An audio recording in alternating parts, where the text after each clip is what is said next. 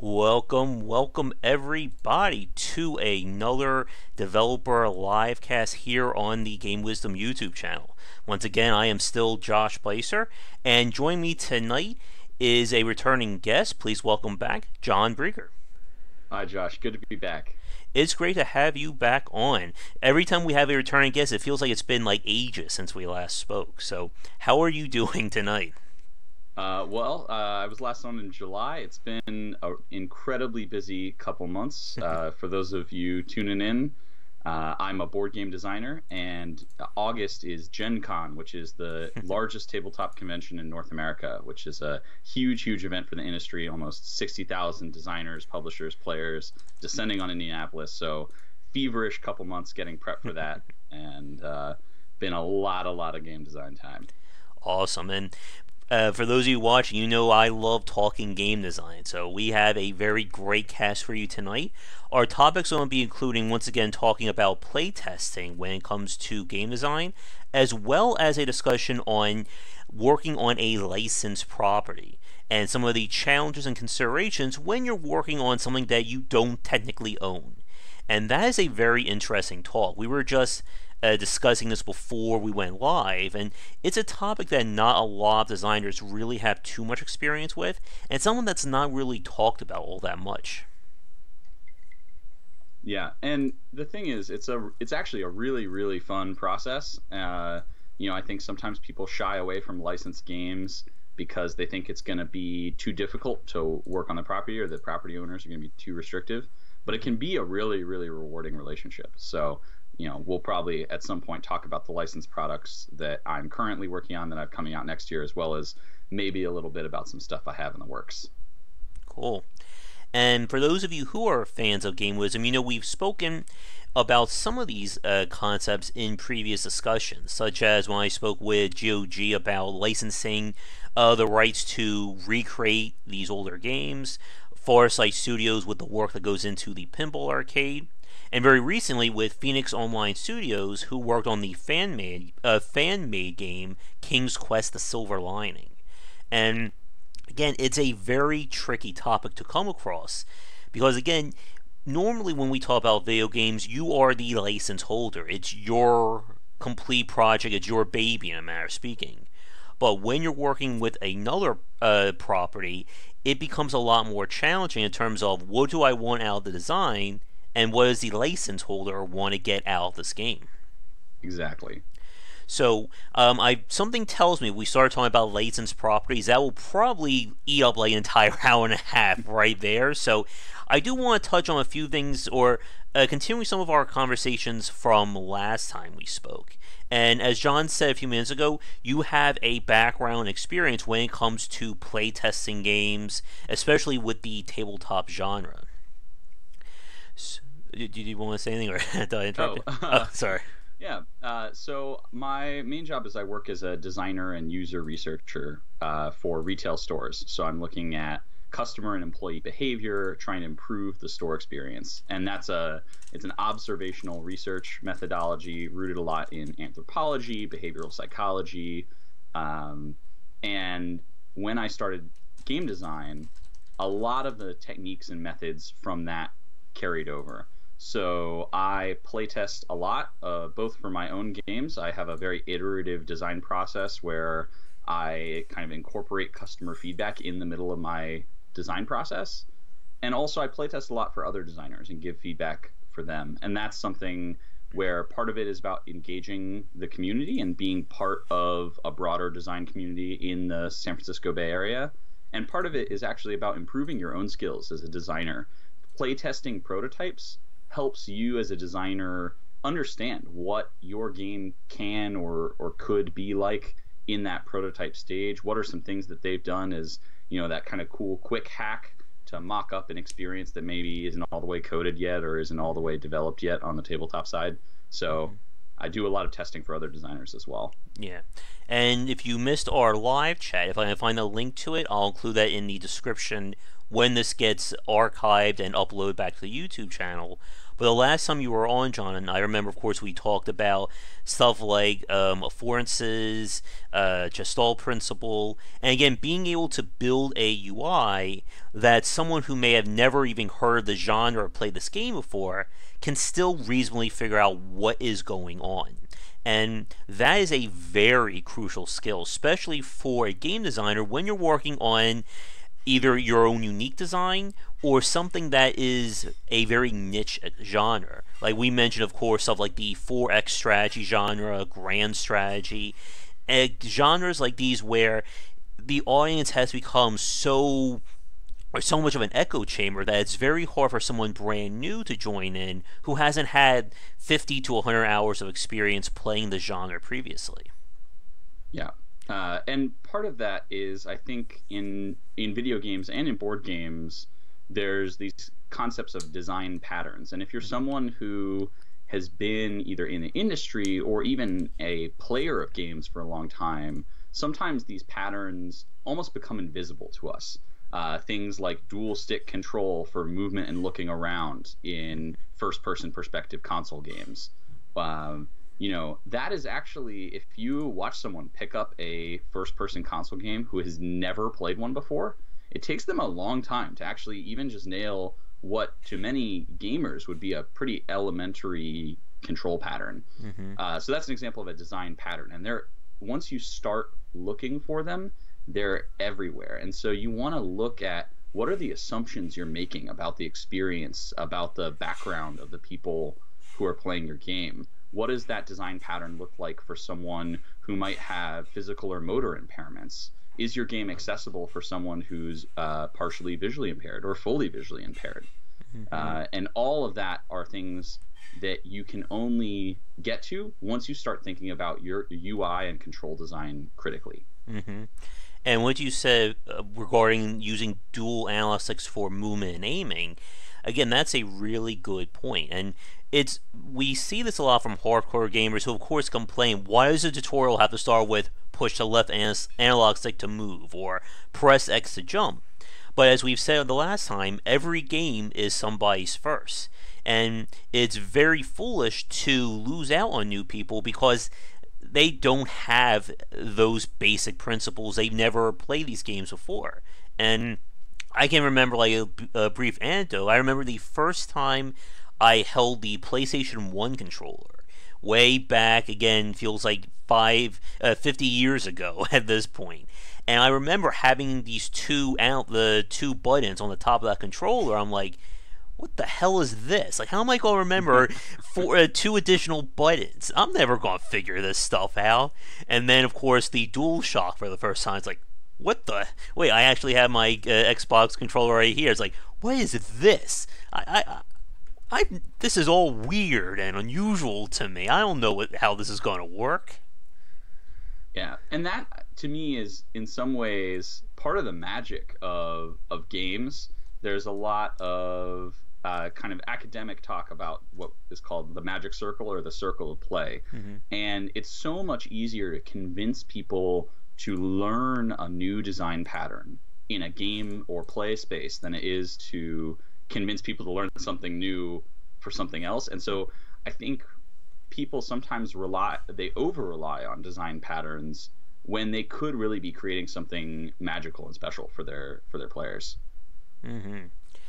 And as we said, when it comes to creating like that optimal learning experience, there's a lot that goes into good tutorial design. And we brought this up before with the fact that trying to create a system that is easily explained without either overwhelming new players or boring returning ones is an art in of itself. And there are plenty of games, I'm sure both of us can easily talk about, of games that have either bored us to tears or it's just like deer in the headlights when you first load it up and try the tutorial.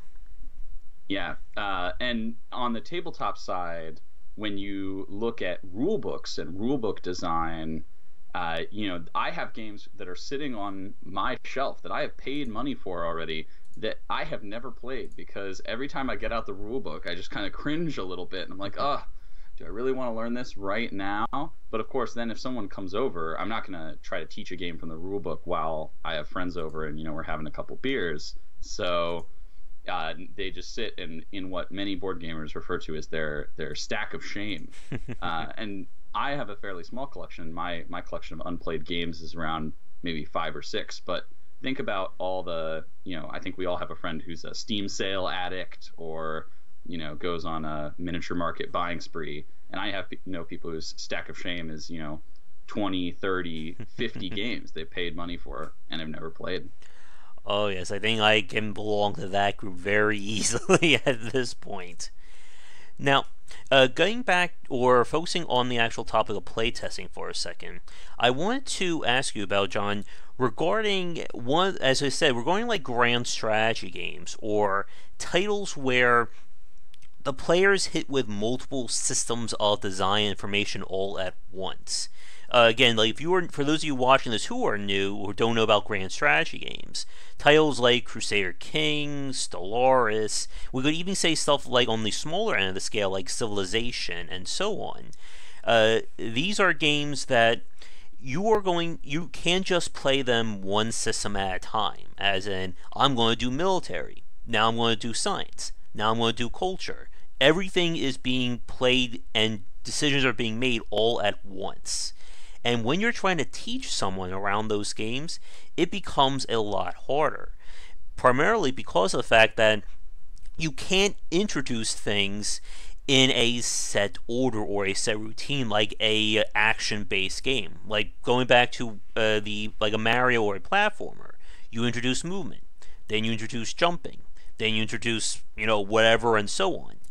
So the question for you, John, is with the playtesting that you've done and even like watching other people try to learn these games, what do you think are some common strategies or things people can do to make the grand strategy genre like easier to digest or games along those kinds of systems? Yeah. So one of the games I have coming out next year is a medium weight strategy game called Mars Rover, where you are scientists trying to program a rover on a distant planet. It's a competitive game. You're all trying to be the most influential scientist at the end of the mission, but you share control of the only piece that moves around the board, the rover. And this is what we would call in the game industry, it's a medium to heavyweight strategy game. So the market for it is people who regularly play games as a hobby, and it's a game that has a lot of systems depth into it. So there's a lot of systems in play. They all interact with each other, sometimes in some surprising or non-obvious ways. And teaching and learning that game and being able to play test the interactions of all those systems was a big, big learning curve for me relative to working on smaller board game projects. Or actually, when I was in university, I did a lot of kind of arcade-style experience games on the video game side. And so if you're working on that kind of grand strategy game, or really on any game that has a lot of what I would call kind of systems design, not just your environment and world systems, but really gameplay systems design, the key is you can test your game often with a lower number of systems than need to be in the game for it to be feature complete. So don't wait until you have all of your systems built out to start testing. You can, even though the game probably might not be as fun, or it might not even be any fun at all, if you only have military and politics, but you don't have your, espionage and science systems built out, it is still valuable for you to get those little internal systems ticking well and see how people can grok those systems, as Sungum is commenting in the chat, right? So you want to confirm that people can understand each of the little parts, and then confirm that all of it is really gonna meld together. So when I'm testing a larger strategy game, I'll often focus an entire test on a single system. I'll say, there's a bunch of other stuff in this game, but what I'd like you to do is, here's the movement system, because Mars Rover is a programming game, so it has a fairly involved movement system that requires you to program sequences of orders in a queue. And here's the sampling system. where you're trying to collect samples from the surface of the planet Mars. And then we slowly build on that, and I hone those down really well. And then, once I'm really happy with how those are working, then I'm going to bring in the research system and the development system where you're developing new programming commands, and then it gets more and more complicated. And when we come to the tutorial design side and the UI design side, part of your goal as the designer for those games is in your tutorial you should be introducing them in a logical order, even if all the systems are interconnected. And I think in any good grand strategy game, all those systems should be interconnected, right? Yes. I shouldn't be able to do anything in one of them without affecting all the others. Yes.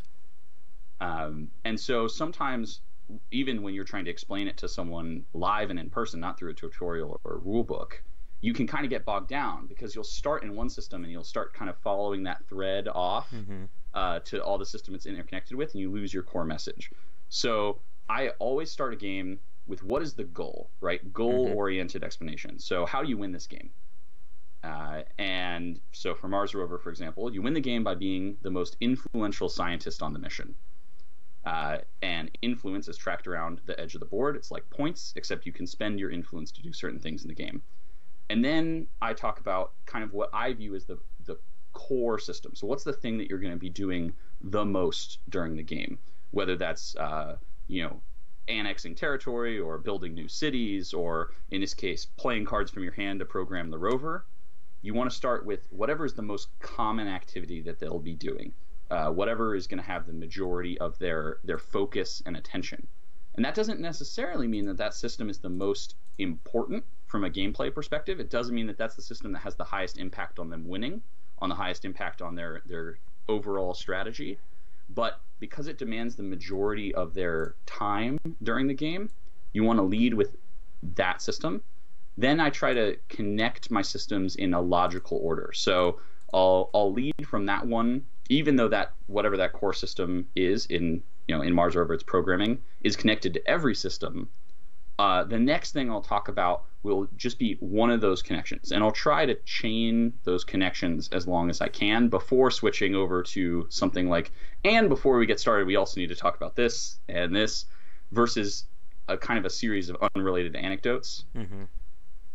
And to be honest, teaching that game has been a lot of work. A lot of my work in playtesting, and I tell this to developers and designers that I work with all the time, your playtests are as much a measure of your tutorial and teaching skills, how well you can teach players to play your game, as they are your game itself. Because how a player learns to play your game is going to color their entire experience of play. So I change my teaching methods a lot, and you'll notice this with a lot of, especially with board games, but and even with video games, the amount of time it takes you to pitch your game, show someone what's special about it, and teach them to play it should go down and down and down over the course of your design and development, because you should be iterating your pitching and teaching technique as you go. Yeah, definitely. All really good points there. And I agree with Sungun was saying regarding it's good to show the most important or the most easily understood systems first. Again, it goes back to what I was saying regarding action games. The first thing you want to show someone is how you move the guy around the screen. You don't need to spend 20 minutes on understanding that. And then, as you said, John, being able to connect the dots is a really big part of that. And it's also where a lot of strategy or grand strategy tutorial games generally tend to lose me. Because I see this all the time. They go, as you said, with these separate situations, but they're missing that connective tissue.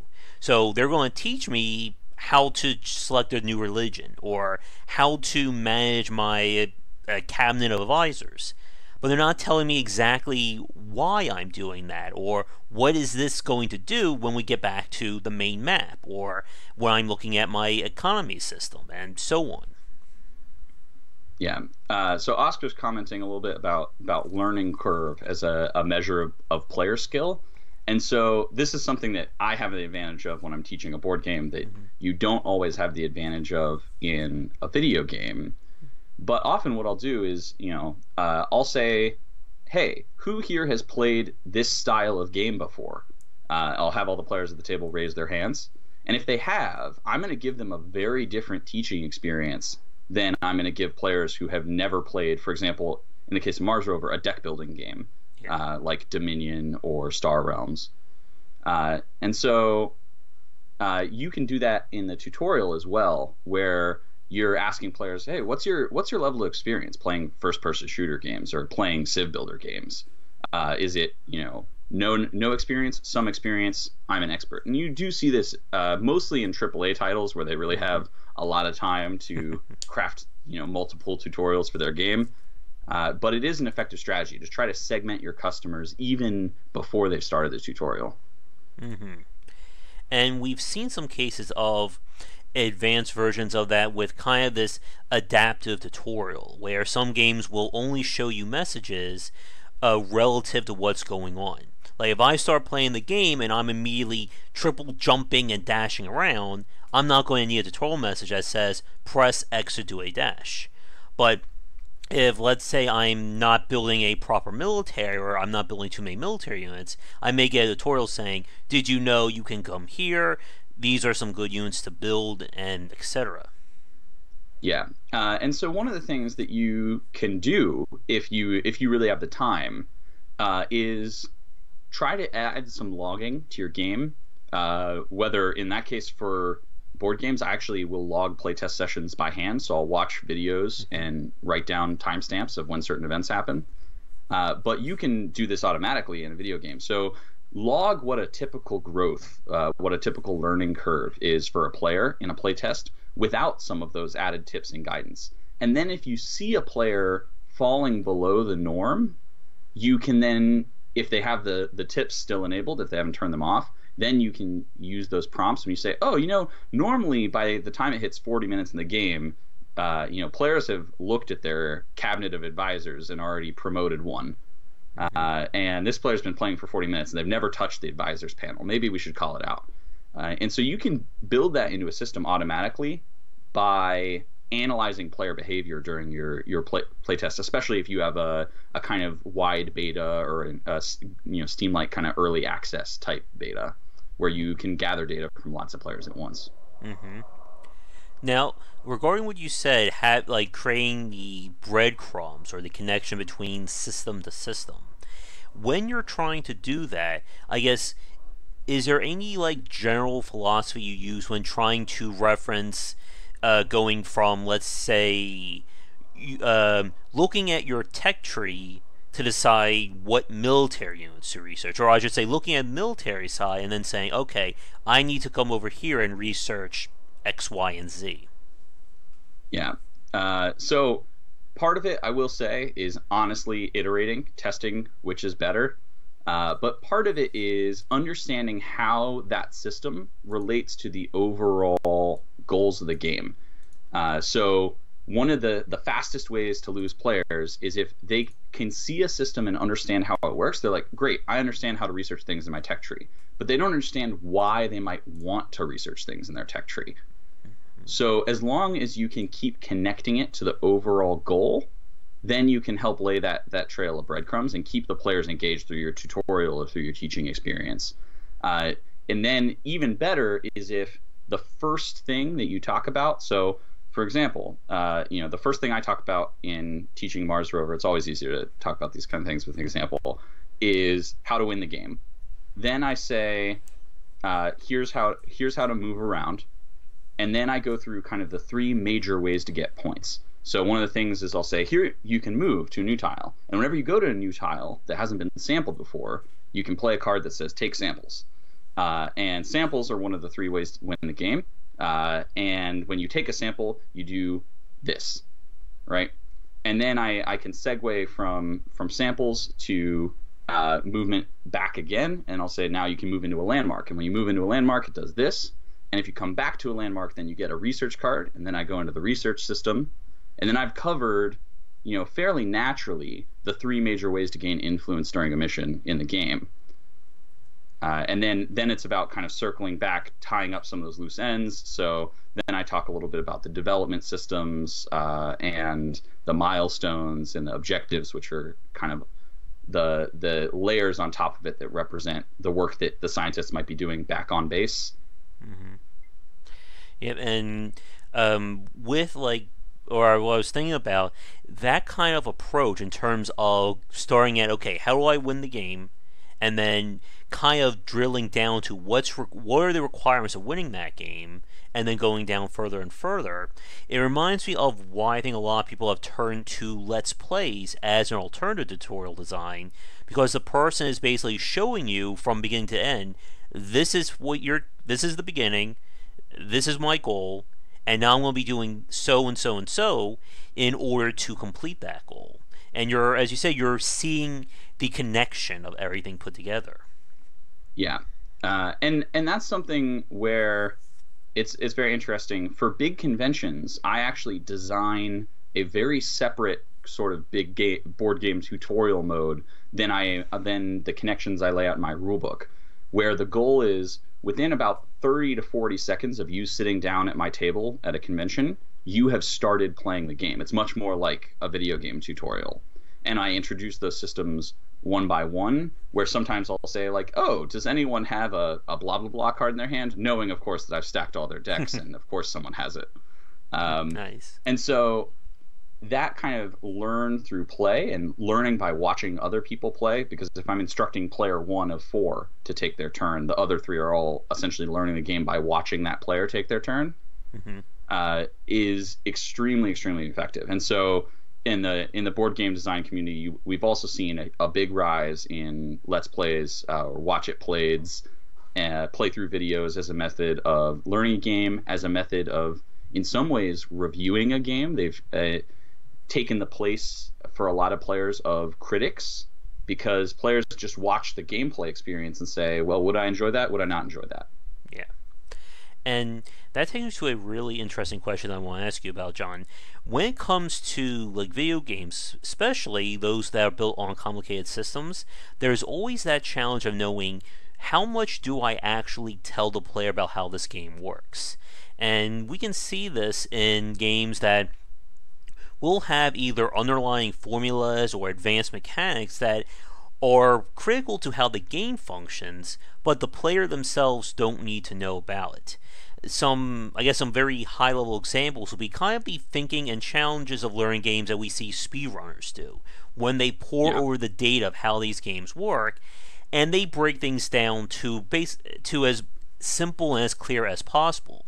Now, for someone casually playing the game, they don't need to know how strength gets calculated or how much experience works. They just need to know, I've gone from 50 strength to 70, I'm better than I was before.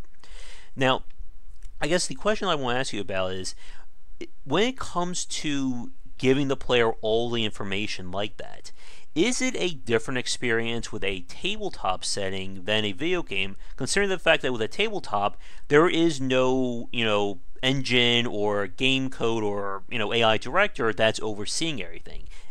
Everything is being done at hand at that time. Yeah. So the answer is, I actually don't think there's as much of a difference as you might initially think. My guideline is always, you should give the players as much information as they need to play the game competently and no more. And if they want to dive in and figure that stuff out for themselves, then maybe they can. And part of that is also about who your audience is. What is that level of competency, right?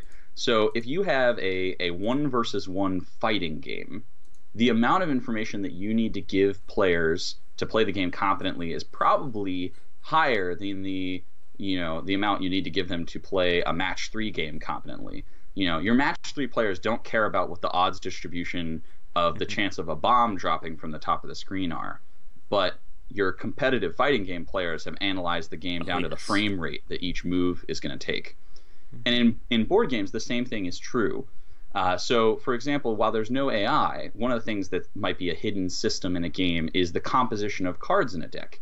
What percentage of the cards in Pandemic are the epidemic cards and what are the normal city cards? what percentage of the cards are the different colors or suits that I need to match up.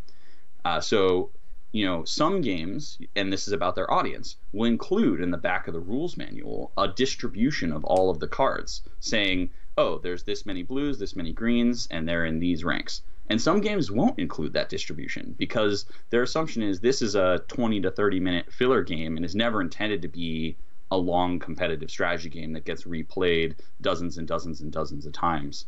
Mm-hmm. And what you said regarding like the difference between a fighting game and a match 3 game is a very interesting point there. Because when it comes to playing a fighting game, as anyone who's tried to learn one will tell you, there is a fundamental difference with playing a game like that against a computer opponent or doing the story mode versus even just taking those first few steps into playing against other players. And speaking about games that have done a really poor job, I think, of tutorial design, the fighting genre has been very indicative for the most part. There have been some notable exceptions to that rule. But when it comes to fighting games, again, it's very hard to give the player everything they need. Because as you said, you can play a fighting game, you're just mashing buttons and you're doing Hadouken, or you're playing a game and you're analyzing the exact frame data down to the milliseconds to decide what moves can be done or what moves will override another move, or which one has frame superiority and stuff like that. Yeah. And the answer in some ways is as a developer and as a designer, you should know who the audience for your game is. And I actually think in some ways, if you're designing a fighting game and you publish all your frame rates, that's actually probably something you shouldn't be doing. What you really want to be doing is making sure that the relative strengths of your moves make sense for your game world, that which move is superior over the other is an intuitive process to figure out. Because players are actually very good at learning outcomes over time. So, for example, famous psychology study is you stack 2 decks and you say whenever you get a red card out of this deck, you lose. And one deck has 70% red cards and the other one has 50% red cards. And over time, even though players assume that both decks are standard decks of cards, they're going to hit on deck B that has less red cards because they're really good at learning the results of iterated randomness or iterated outcome. So my opinion is sometimes even if players want certain types of information, that doesn't mean that you should give it to them, because the number of that first learning player, it's about kind of who you're catering to, the numbers of players who are going to learn your game for the first time is way higher than the number of your competitive players who are going to analyze your frame rates. Mm-hmm. And so I think sometimes developers come into games because, like, I really love fighting games, so I'm going to make an awesome fighting game where everyone knows all the frame rates and everyone knows which moves are superior to each other, and that's going to increase the tension in competitive play. And they kind of forget that most people who play fighting games don't understand what those frame rates are at all, and don't understand, dashing and canceling and how any of that stuff works, right? And that's not the majority of your audience. And the people who are in that competitive mode can seek out and find that information on their own or develop fan communities to do it. Mm-hmm. And when it comes to trying to present that information, again, if it's required, like if this is something that people are going to be playing this game at any level and you need to know it, it should be in that game. And again, as we said, being able to get the order down, how to explain this stuff to people, is also very important. Because again, a new player learning Street Fighter V for the first time, they're not going to have any idea what frame canceling or again, I'm not a Street Fighter player, so I can't even give you any good examples. No, but that kind of jargon and again, it's about those patterns, right? You have to realize that not everyone who plays your game is going to recognize those patterns or the jargon that you might use to refer to them. Yeah. And I guess for you, John, did you ever play the fighting game or know about Skullgirls?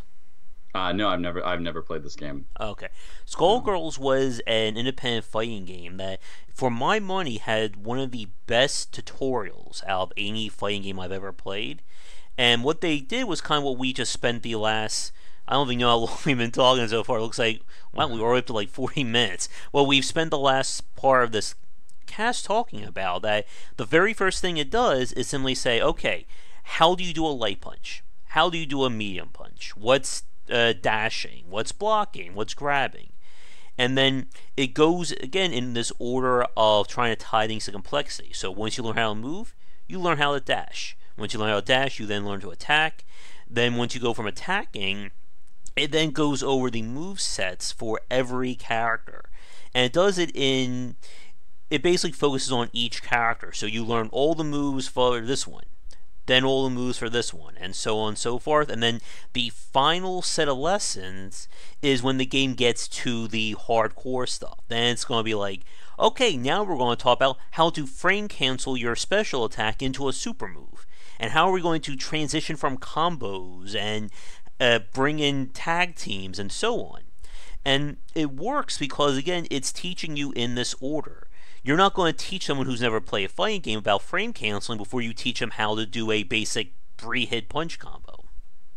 Yeah, and part of that is, and I think this is something that is unique to asymmetrical games, is knowing your audience and how much do I as a player need to know what your character or team is capable of, right? Mm-hmm. So some games are very symmetrical. My faction has the same abilities as your faction, right? And lots of modern strategy games are asymmetrical, right? The Terrans work very differently from the Protoss. And so Mars Rover, for example, is a symmetrical game until you introduce some expansion content. But one of the games I'm working on right now is 100% asymmetrical. Each player controls 4 characters, and every character in the game is unique. So it's the learning curve for asymmetrical games is pushed a lot higher, even if my characters are no more complex than your characters, just because there's a load balance of, do I need to know what you're capable of? Yeah. And so you need to understand your audience to determine, is it actually necessary that I teach you the moves of the other faction, or can you just start playing the game knowing the moves of your own? So for StarCraft, I think, is a good example of one where they decided, in our campaign, you're going to play one faction, and you don't need to know the move sets of the other faction. We're just going to introduce them one by one. Whereas in some fighting games, knowing that your opponent can ranged attack you is so important that they have to introduce it in the tutorial. Yeah. Or like what the super does and stuff along those lines. And I'm glad you brought up StarCraft, John, because that takes me to a very interesting question regarding, again, like being able, how much information you need to show someone versus how much you should just explicitly tell them. And in StarCraft, for instance, as we've said, when it comes to playing a game casually versus competitively, there is a fundamental difference in terms of, again, of the player base and the player experience. And, for instance, I remember with StarCraft, one of the things that just killed me when I tried to learn the game for the competitive side was understanding how unit counters work. For those of you who don't play StarCraft, there is a legitimate system of this unit type will counter this unit type, or this weapon type will counter this one. And that kind of information, at least I don't remember from StarCraft 2, but with the first StarCraft, it is not referenced anywhere in game. There was no mention of it. You'll know, like, okay, this will raise this guy's gun damage, but who is this guy supposed to fight, and who is this guy supposed to get killed from? And whenever designers want to try and streamline this information or remove some of the obscuring elements of it, sometimes the hardcore fan base will complain, saying that you're dumbing things down or you're revealing the man behind the curtain, in a sense. So when it comes, again, to being able to show this information and avoid overloading the player, how much do you need to show a person without, outright telling them, this is exactly how you play the game. You do steps 1 through 20, the game is done, you win, kind of thing.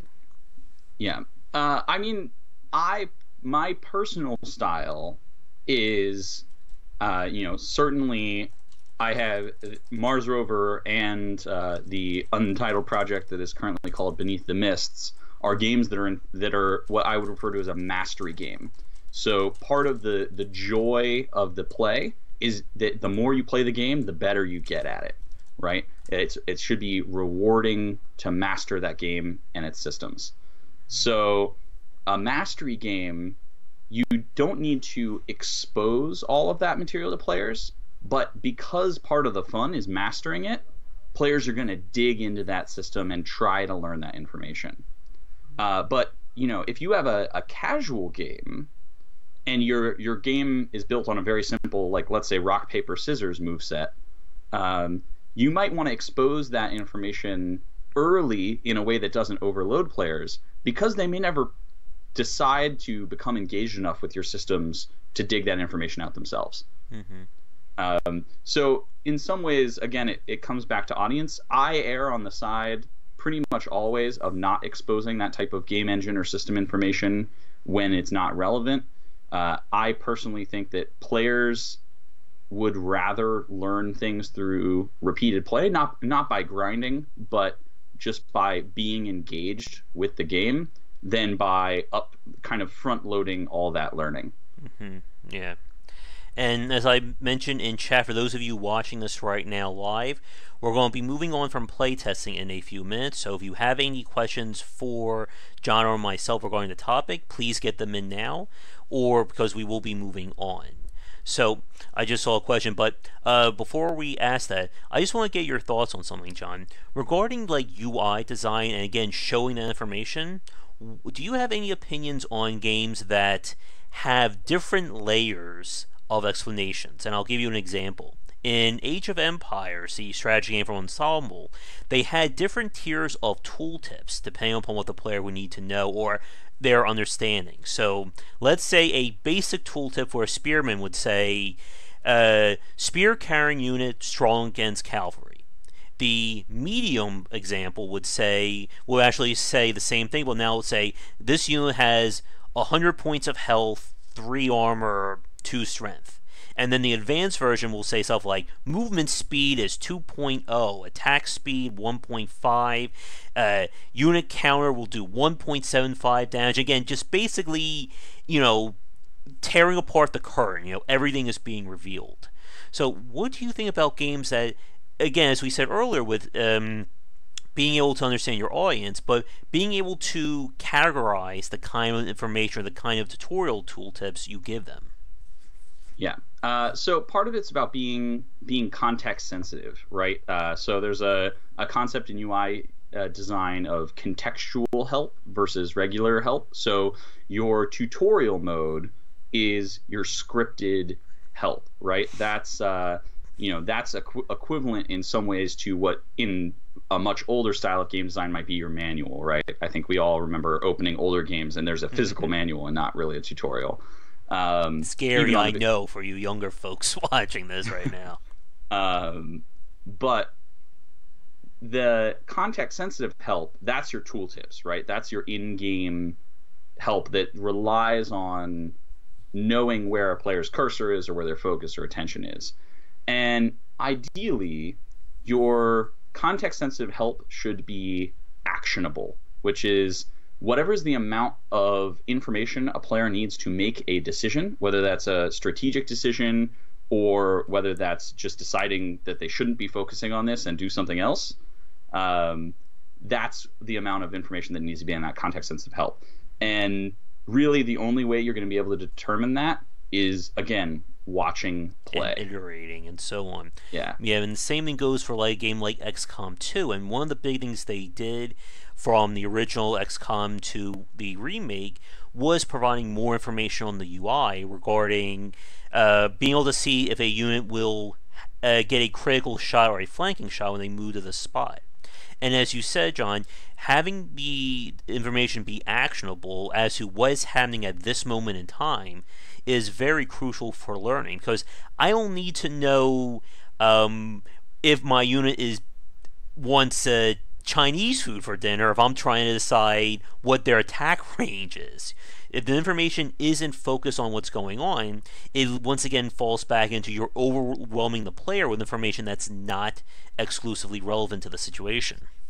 Right. And so that's one of the things where you can actually decide to have multiple tooltips for the same unit. And it the unit is in certain situations, you show certain sets of stats, and if the unit is in other situations, you show other sets of stats. Or, Exactly. if you hover over for half a second, this tooltip pops up, and if your cursor is there for 1.5 seconds, the tooltip expands and shows more information. Exactly. Or if you hover versus click, right? That's how much focus has the player decided to put on that unit. Yeah. And that's something you see quite a bit. Definitely. That kind of dynamic UI is a really great way to teach someone. The example that I like was from the game City Skylines, where it basically, wherever you put your mouse over or wherever you're clicking on, it will pull relevant information. So if I'm trying to decide to build a new school in my city, I'll get education panes popping up saying, okay, this part of your city has a school. This part doesn't. How much money am I spending on education? But then if I decide to click on fire trucks or a fire department, now the fire information is all displayed. And again, having that information be relevant to the exact decision I'm trying to make, it goes a long way towards allowing the player to connect those dots as to what's going on. Yeah. So circling back to Oscar's question, is there a difference in the amount of playtesting between video game development and tabletop development? I wouldn't say that there's a difference in the amount necessarily relative to your audience size. So I think tabletop playtesting is much more participatory. Your playtesters have a huge impact on the design of your games, your systems, and your game's experience. So they really are contributing to the design of the core systems of your game in a way that is much rarer, but not always out of the question in video game development. Whereas often you see video game playtesting as much more closer to a QA process, right? It's focused on finding bugs or flaws a lot of the time. The amount of testing is probably similar, as I said, relative to audience size, in that a video game can have a much larger playtest pool because you're going to be able to distribute digital copies for people to test. But you're also probably going to have more total overall downloads of your game than an indie tabletop developer is. So for reference, a modest success in the tabletop industry is somewhere around 5,000 copies sold. Like if a game sells 5,000 copies, it's not a hit, but you did pretty well. Whereas if you only had about 5,000 downloads on a Steam title, that would be extremely disappointing, I think, for most developers. Mm-hmm. Yeah, man, as you said, the interactivity with the tabletop versus the video game is a big part. As you were talking about a few minutes ago, when you're giving a live tutorial or live demonstration, you have the fact that the people are literally sitting in front of you that you can create a personalized experience for. But when it comes to designing a tutorial or the levels of a video game, you don't necessarily have that. You can, of course, watch someone play the game, as you said, analyze like the video feed or the recordings of it. But in terms of you sitting there and saying, okay, I want you to do this, this, and this, or have you played this before? Yes, then we'll skip this. No, we'll go over it. You don't really get that with a video game experience. Yeah, and that can actually, in some ways, be a trap for tabletop game designers. Because you're there physically when you test your game, a lot of the time, at least in the early stages, it's tempting to over personalize. And you have to remember that you as a designer don't come in the box when someone buys your game at a retail store, and they're going to have to learn your game from the rule books. And that's when we do something that we call blind testing. So I will ship someone who has never met me, who has no personal stake in the development of my game, a prototype, and they're expected to learn the game from the rules and play it. And I'll usually have them set up a little camera kind of looking over play so I can actually analyze the video of their test. And that's a really, really crucial step. Yes. And because it's not just about your rulebook, it's about the entire out-of-the-box experience. And so that's something where if you are setting up a playtesting program for your game, it's something I would recommend doing towards the end of your development cycle. Try to have something similar where you say, hey, we will give you a free download of this game, and what we want you to do is, go ahead, open up QuickTime or whatever their screen capture program is, and start recording from kind of the second you open, like before you even open the game. So we want to know, even before you've started the play, what's happening when you open the game. Are you like referencing other material as you start to play? Are you hitting back to our website in the middle of play? And ideally, actually, if you can capture their facial reactions as well, that's even better. And that's a type of playtesting that you can do without having to bring people physically into an event. Obviously, I know a lot of designers at their early stages. What you'll do is, there might be a meetup, or there might be an event you'll have at a cafe, or at your office, where you bring people in to come test your game, and that's really valuable too. But it's a different type of experience than watching someone who's never met you, never interacted with you, learn your game for the first time without you present. Definitely. And it's also why a lot of developers have really embraced early access when it comes to designing games that aren't as easily explained as like a platformer or a shooter or anything like that. Because you can have, hundreds of eyes of people who have never met you, who may have never even played this game before, just tear it apart in terms of how it works, how someone learned this. And again, and I'm sure as you're no doubt aware, John, that kind of information can be worth its weight in gold when it comes time to iterate and refine this project. And hi, Lorenzo, thanks for coming on.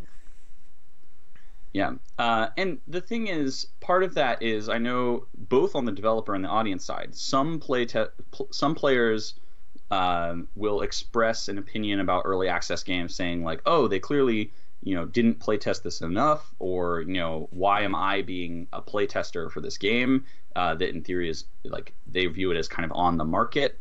And then some designers are afraid to show an early unfinished game like an alpha and put it on early access, because they're worried they're going to damage their reputation of their game if people don't like it in that early form. And in tabletop games, this is true as well.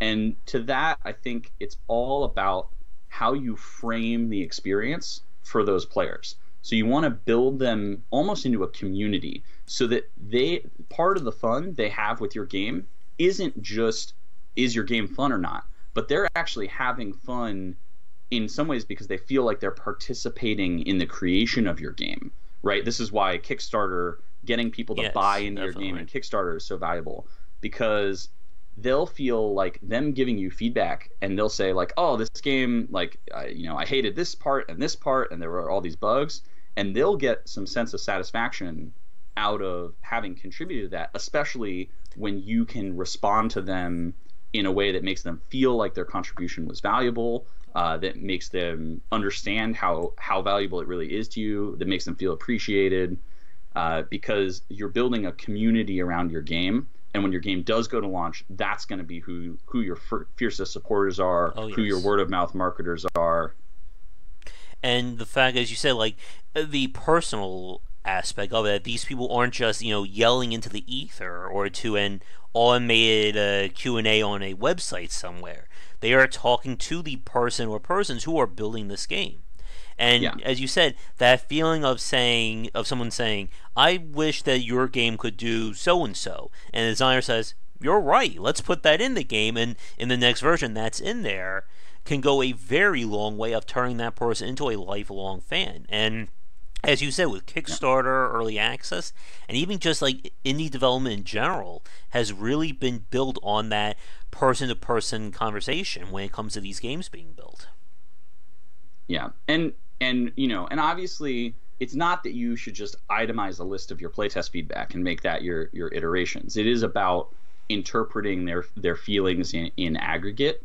One of the ways that, one of the little catchphrases, and I forget which tabletop game designer said it, is the fastest way to a mediocre game is to just take every suggestions your playtesters say and change them. Because making changes in tabletop is so fast, you can actually do that. It's not really possible in video game development. But you don't want to design by committee, but you want to understand why they're making those suggestions and be able to respond to that feedback and that feeling. Mm-hmm. And I know in our last podcast we talked about that, being able to parse this data is very critical. And again, it's one of those very underrated skills of a good game designer. Because Yeah. as we said, if it's important to understand why these people are saying it, as opposed to, again, every complaint or every suggestion, oh, I'm just going to change the game, I'm just going to keep doing it, A, the game will never get done, and B, it can turn into this just giant blob of systems and rules with, or the classic expression, too many cooks in the kitchen.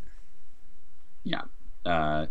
Exactly. And so you want to make sure that you have a vision for your game, but that you're not, yes, your vision for a game compromising the consumer's vision. So you want to make sure that you're true to your vision, or to your design principles, but that you're not so arrogant about your vision that you can't understand when something is wrong. Like when Because a designer, go ahead, or like when a designer says, like, what's wrong with you?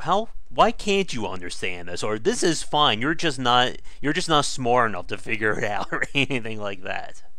Yeah, and part of that is understanding your audience. One of the most valuable things that I do is I regularly will test games with people who are not necessarily in the core audience for the game. And not that I dismiss their feedback because they're not who I'm going to necessarily be marketing to, but they'll spot things, those kind of assumed design patterns that the hardcore gamers in that audience who might always sign up to playtest if I put a call out on Twitter won't. So I will actually go out and actively recruit people specifically that fall along some lines. So I just got back from Gen Con, which is the largest board and card game convention in the United States, for those of you who are not aware. And one of the events I participated in there is called the First Exposure Playtest Hall. And playtesters come and they sign up, and you get the short description of these games on cards, and they come and sign up to playtest games and give feedback. And the organizers of the events allow you to submit demographic requests for your playtesters. So for Beneath the Mists, which is a miniatures game, so think those small statues, figures like Amiibo or similar. It's almost in some ways a lot of it is about the game, but a lot of it is about kind of the interesting components and pieces and the visual appeal of the product. So I kind of forked all of my playtest groups into two sets. So one test, I would have all players at the table who had never played a miniatures game before. And then the next test, I would have all players who had experience playing miniatures games. So one is about who can I bring into the audience for this game? What do people who have never played this style of game feel, think? How do they learn it? And then how do people who are really experienced in the hobby look at and understand this game and its systems? Yeah. And again, that's a really good strategy for getting as wide a net when it comes to feedback and understanding what the consumer thinks of your title. And like we said, when it comes to most game designers or most video games, it's very easy to fall into that trap of the echo chamber. When you're only listening to the people who've spent 300-400 hours on your game or have mastered the genre, and then it becomes very hard to understand someone who has never played a real-time strategy game or someone who's never played a first-person shooter and what it means for them to sit down, sight unseen of this game and press start for the very first time. Yeah, exactly. And so, being able to seek out and recruit playtesters with those types of diverse experiences and backgrounds is really important. And that's diversity along game experience. It's diversity along, gender, racial, socioeconomic lines. Because if you want to appeal to a wide and diverse audience, you need to test with a wide and diverse audience. Exactly. All right. I know we have just hit about an hour into our chat. It feels like we just started, but I think we'll move on. Again, John, whenever you're free in the future, we can, of course, have more chats about playtesting. It's not I like can we're talk about playtesting for days. Yeah, so it's not like we're going to run out things to talk about in the near future with that. But I want to at least focus the next... we're going to try and shoot for about 2 hours for this cast, so probably the next 30 minutes to an hour right here. We're going to move on to our next big topic of the night, and that is about working with a licensed game property and some of the challenges and interesting considerations that go into it. So, as we said at the start, when it comes to a licensed property, for the first thing is that for the longest time, that phrase was the dreaded one from gamers. Whenever they hear a game was going to be a licensed work, it drove them nuts. Now, today, that phrase has been replaced with free to play, so things have moved on, but that's another topic right there. But over the last few years, we have seen some very amazing licensed games. We've also seen more attempts at fan-made games built on licenses, and even just the idea of trying to acquire one. And for a lot of developers, it can be very overwhelming and very scary to do this. Because obviously, as everyone knows, we've heard in the news many cases of games or licensed fan-made games being taken down, games being removed from stores due to copyright ownership, etc., etc. So, I guess to start the section off with, John, when it comes to working with a licensed property, for the people watching this right now, what has been like your experience, or what can you talk about right now with that work? Yeah, absolutely. So I mentioned a little earlier in the stream, I have a game releasing next year called Mars Rover from Spiral Galaxy Games. It's going to be kickstarted. I think our timeline is currently somewhere midway through next year, retail release end of the year. And I developed that game with a fictional space agency, the International Space Agency, controlling a rover on recently discovered exoplanet Proxima b. And when I brought it with the publisher, the game industry works a lot like the book industry, where designers come to publishers who handle the marketing, promotion, final artwork for their games. The publisher said, we think we could make this game a lot more marketable by setting it on Mars and setting it in real missions. So we actually went after the NASA license, and they are, we obviously, everything we do has to be final approval by them, but we have preliminary merchandise approval from NASA. So we're actually going to have all the real NASA missions in the game. Each one is going to come with, here, let me see if I can pull one of these out from my box over here. So each one comes with a little miniature rover. I'll hold this up to the camera. This is a early pre-production copy.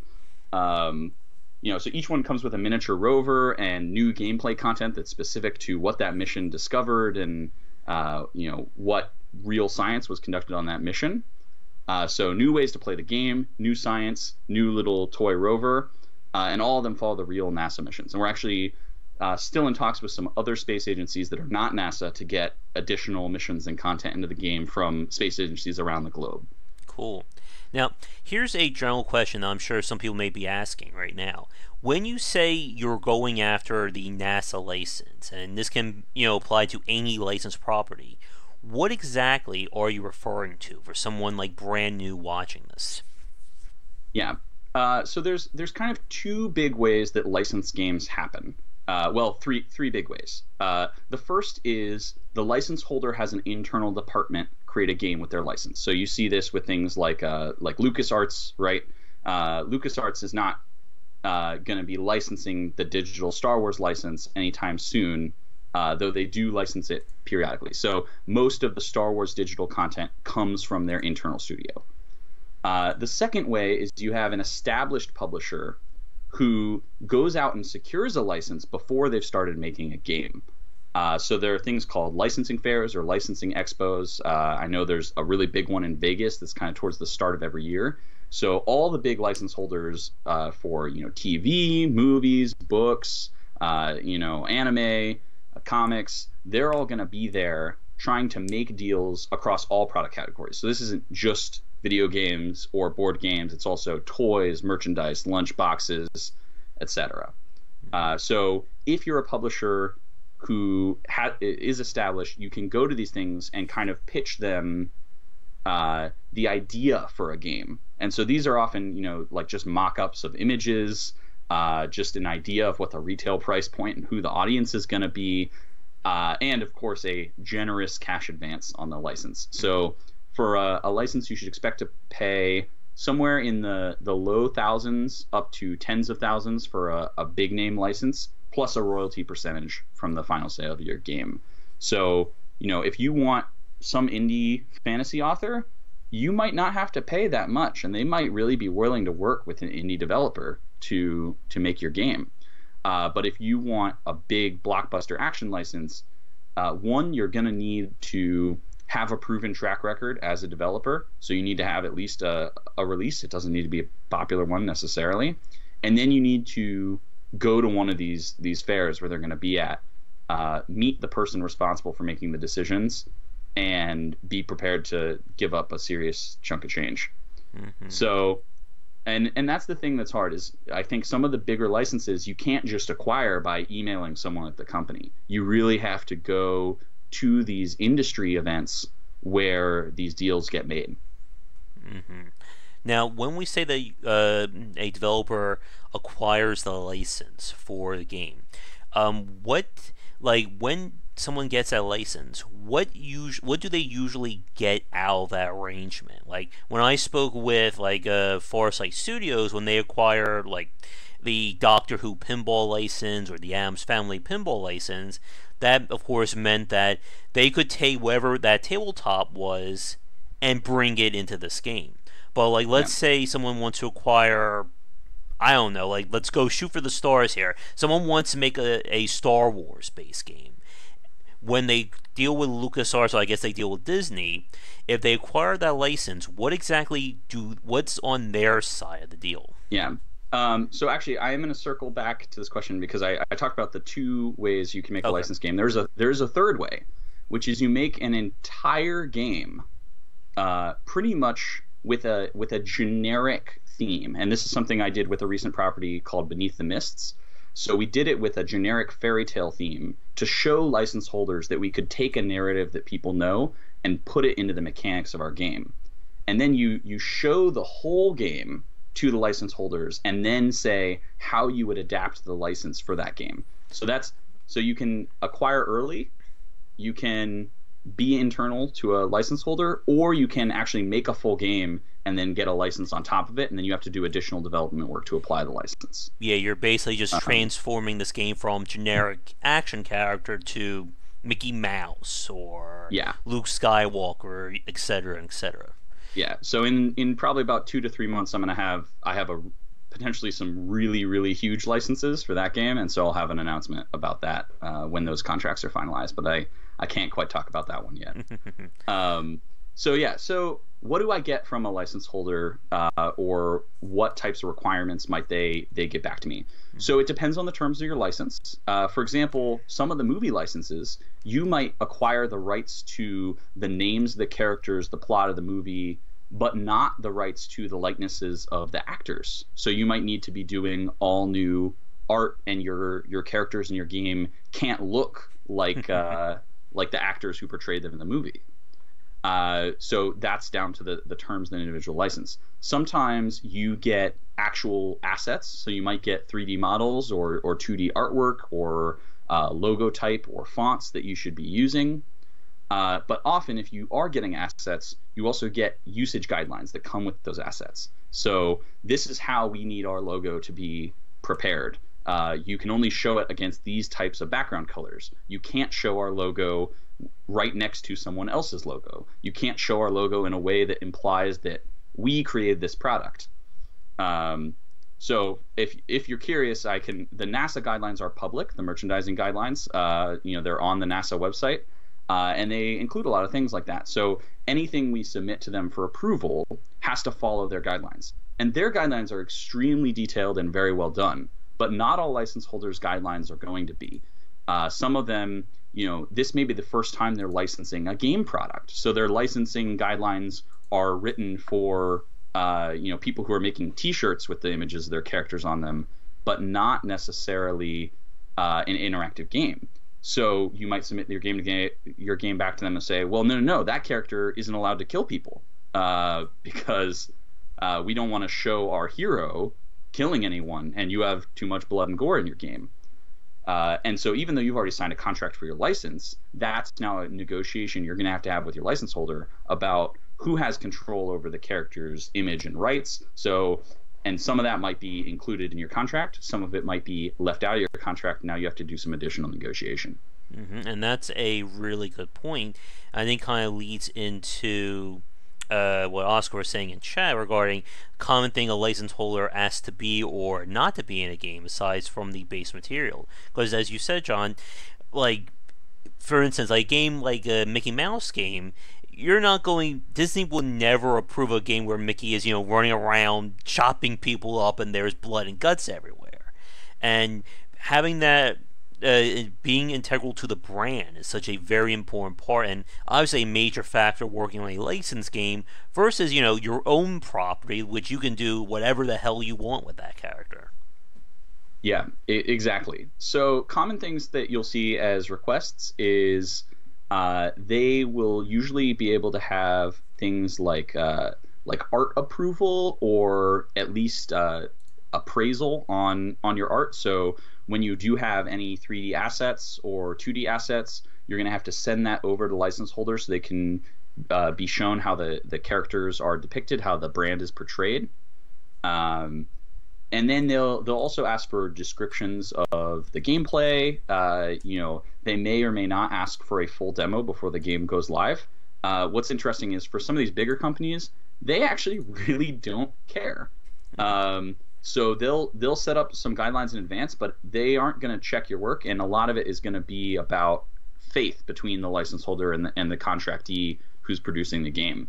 Mm-hmm. Because if you're a big brand and you have a whole stable of superheroes or a big extended universe, or you run a TV studio and you have 8 million TV shows under your license packet, you don't have time to get bogged down in the details and testing of every level of a game that's being developed for your property. Yeah. So you have to trust that in your contract you've spelled out enough such that the developer is not going to develop a game you're going to be displeased with. Yeah.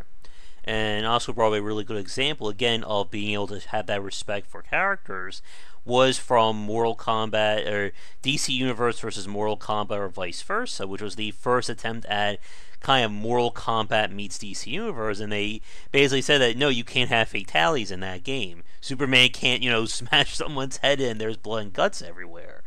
And they kind of like changed into, I forget what they used, but they kind of did super strong attack instead of finishing or something like that. Yeah. Now, so that kind of thing is common. Character portrayal, making sure it has kind of the right tone. But you also might see things like, and this is even whether they're going to approve your contract or not. Like, what kind of game is your game? Who's the audience? If I have a big let's say it's a family-friendly TV show, I might not even want to license, My Little Pony to a 4X strategy game, because anyone who is familiar with my brand knows that game type isn't on brand for my license. Of course. Although now you put the thought in everyone's head of My Little Pony expansion for Crusader Kings 2. I think we just stumbled on something there. So there's a really popular fan-made expansion. I'm gonna link it in the chat. If you're familiar with the Euro game Scythe, which is a economics and kind of 4X-y type game where you control big mechs in a fictional post-industrial Poland, there's a fan-made expansion called My Little Scythe. I can't link in the live chat. It may be a little weird like that. If you want to put it to me in Skype, I may be able to. I know it may be weird. I think maybe I'm the only one. Let me grab that here. Yeah. So it's very silly. Like the designer of the game, he kind of rethemed the systems, and he actually redid a lot of the systems to simplify them so he could play with his daughter. And so. And you have to understand that when you make that type of game, if it's a fan-made game, this is the type of game that is incredibly unlikely that you could ever get the official license for, because the style of the game just completely doesn't match the base of who that audience. Exactly. So this is something that is kind of destined to always be a fan-made product. Mm-hmm.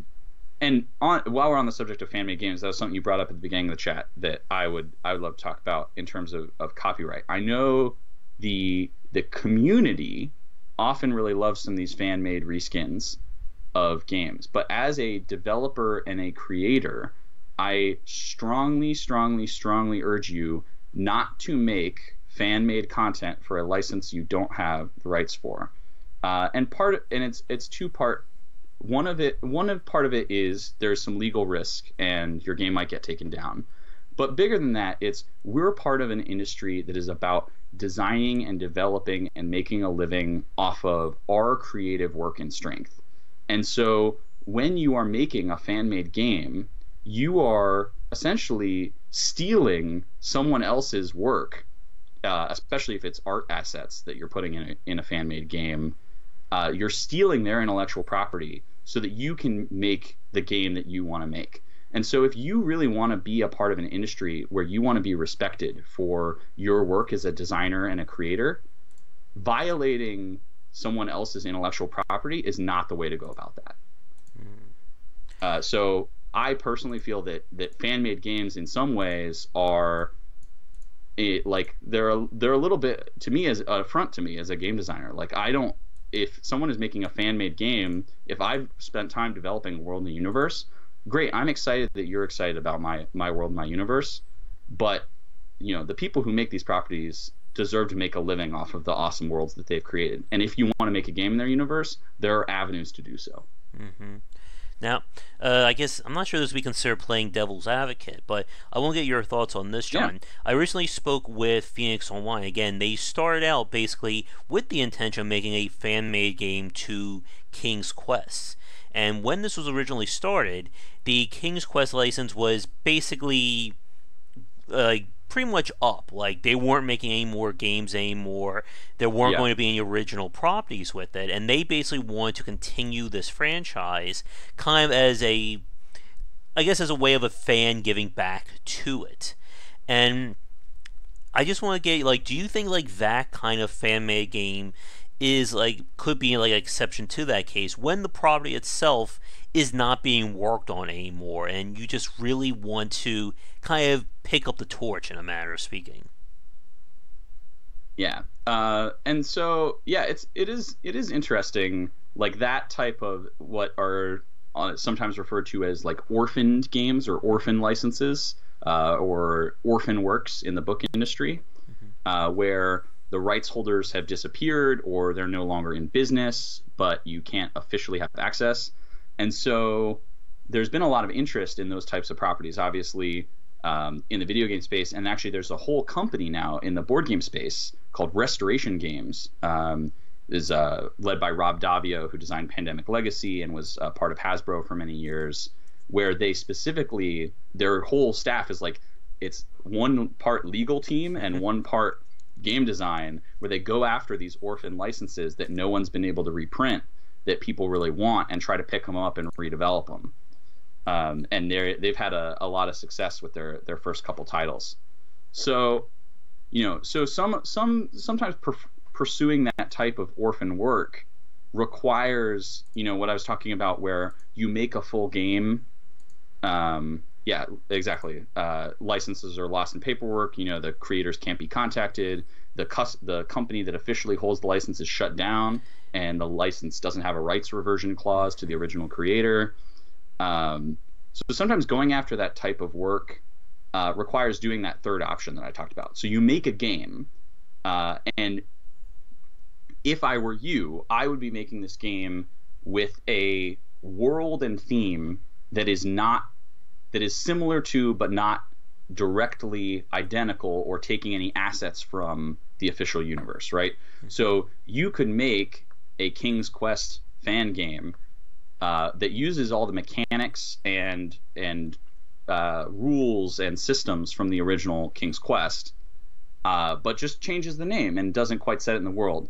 And if you can pursue that license and you can get the official license, great. And if not, you can do a little extra world building on top of your game and release it anyway. Because courts have held that game mechanics are not copyrightable. You can make a full clone of someone else's game, and if your branding and names are all different from them, you can release that game. And so you see this sometimes with games that'll say blah blah blah inspired by this game. So Final Fantasy Tactics is one where there's a lot of clones of the game that are not set in the Final Fantasy world, but people essentially just took all their mechanics because people wanted to play that experience on a modern setting.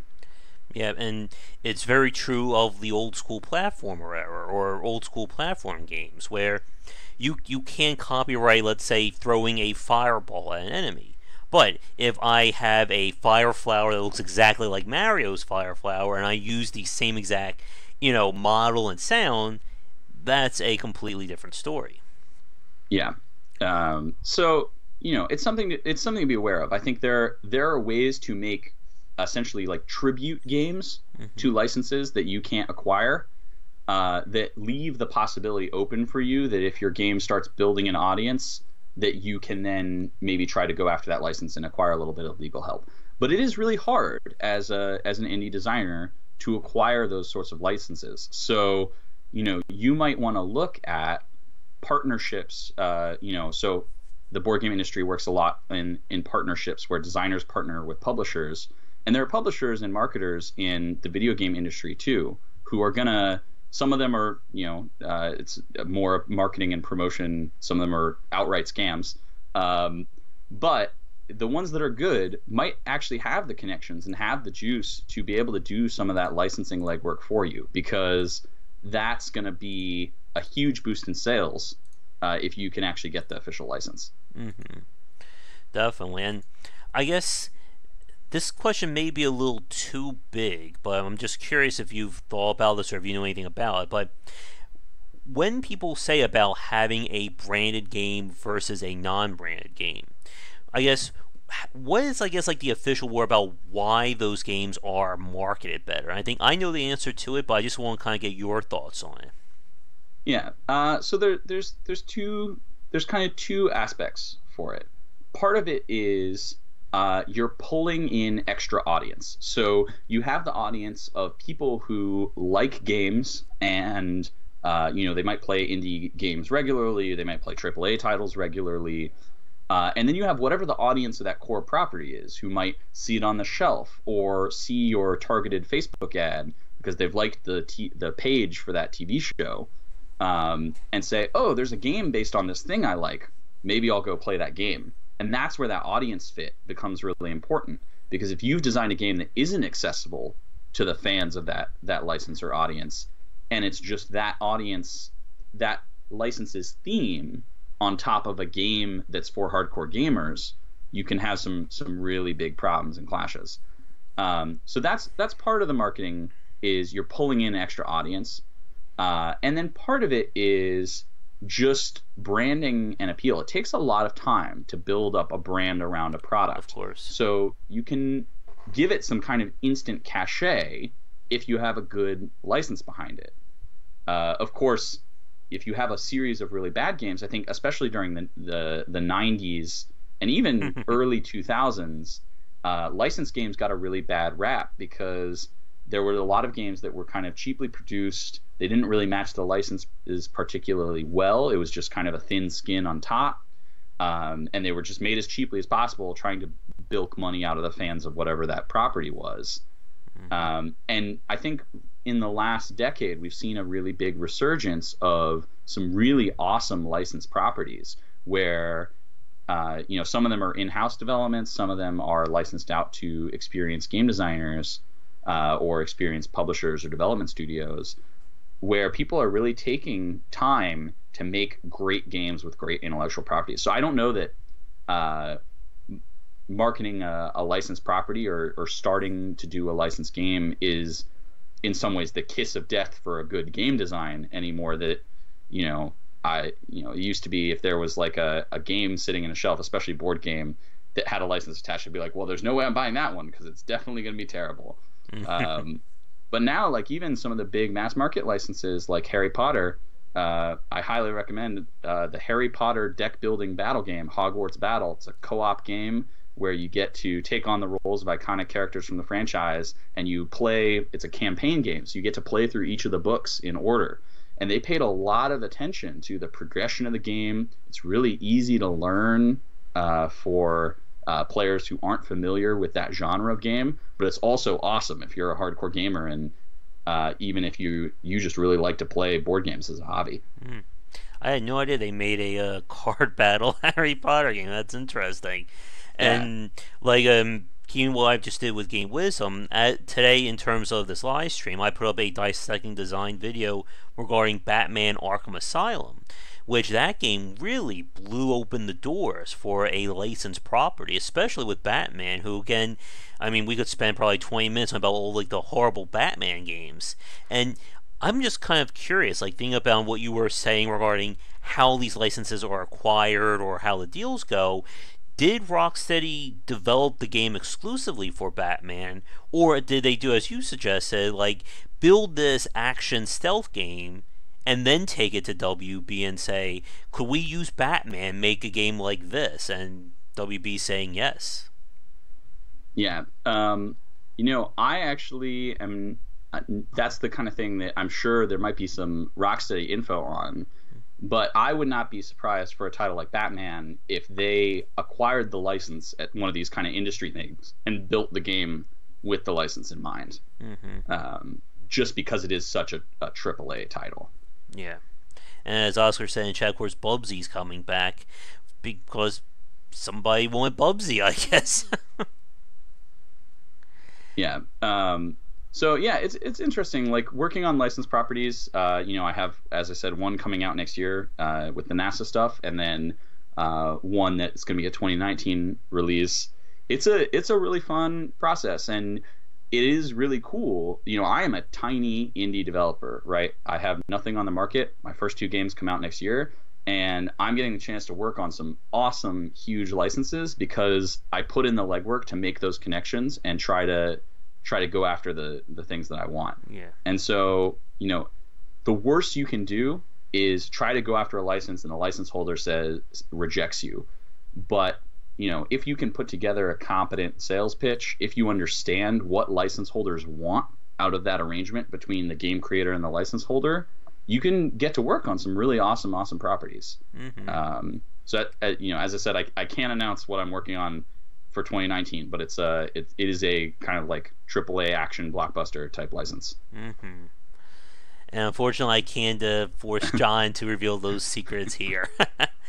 But speaking about working with a license, that actually takes me to a few questions that I wanted to ask you about. When it comes, now obviously we've already talked about acquiring the license and again what you're bringing to the table, what they're asking for. Now when you get the license, and I've heard different things depending upon who I've spoken to in the past regarding this, do they have like stipulations that say you may work on this game for no more than 2 years, or this game can only be in development, or you can only access this license for X amount of time? Yeah, that is a extremely common feature of licensing contracts, and I would say, in fact, if your licensing contract doesn't have that in it, the other side's lawyers don't know what they're doing. Mm-hmm. Because you always want to have rights reversion in any sort of licensing deal. So if you work on a game and it's vaporware and it doesn't come out within 3 years or 5 years or whatever the terms of the contract stipulates, the rights to the license revert back to the license holder. Now, sometimes these licenses are non-exclusive, right? So Lord of the Rings is a good example where the family estate actually will license the Lord of the Rings license to lots of publishers at once. It's not exclusive to a single company. Yes. So the reversion period on that license isn't necessarily as important to them because they can keep licensing the same property over and over. But if you want to be, the official X game, the only one, the license reversion clause on that is going to be pretty strict, right? Like if you don't have that game out the door in they're usually 2 to 3 years, then your window's gone because they need to capitalize on whatever the fan life of their license is going to be. Mm-hmm. So there's exclusive licenses, there's non-exclusive licenses, and then there's also sometimes things about under what conditions can either side terminate the licensing agreement. So things like you might have the license for 3 years, and then if the game continues to sell after your first, let's hypothetically use the example of Batman. If you if you produce the first Batman game, if you produce a sequel within another 3 years, the license automatically renews. And if you don't produce a sequel, the license to have the exclusive Batman console game reverts back to the license holders. I also know, like, keeping with that example, that is what the kind of arrangement that Fox and Marvel has had for years now with, like, the X-Men, or Sony as well with, like, Spider-Man, and why there's always been those pushes for those new movies. I forget the exact time frame, but it's been well reported that if Sony doesn't produce a Spider-Man movie or a Fantastic Four movie in X amount of years, as you said, the license reversal will send it right back to Marvel. Yeah, and so sometimes you do see games or movies being rushed out the door because they have to put something out before the expiration date on their license in order to meet the renewal or contract terms. And so that's where you can get in some really tricky situations. Definitely. Now, go ahead. Oh, so sorry. One thing I want to note about licensing is actually the entire board game industry is built on licensing. In some ways, even if a game is a completely original property, what I actually do when I have finished a game is I license the rights to produce my game to the publisher, and I get a royalty cut. So every single contract I sign for a game, whether it's a game that has a big IP or not, is actually a licensing deal where I'm the rights holder and the publisher is contracting the license from me. And that's one reason that I know so much about some of the details of these contracts is actually I'm putting rights reversion clauses in my licenses where, if Mars Rover didn't come out in the next, X number of years, I don't want to give away the details of any of my contracts, but then the rights will come back to me and I could sell that game to a different publisher. All right. Sorry about that. I was just noticing that the window was minimized while Skype was doing some kind of weird update, so you were kind of frozen for a minute. You should be hopefully moving back again. Now. There we go. That's good. I like to be animated and moving at least a little bit. But yeah, go ahead. Oh no, go ahead. Finish your thought.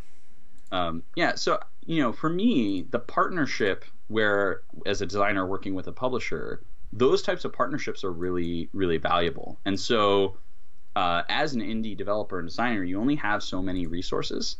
And if you want to look at doing some of those types of business partnerships, they exist in the game industry as well. Partnerships between studios and publishers, between studios and other studios to co-publish or co-develop a game.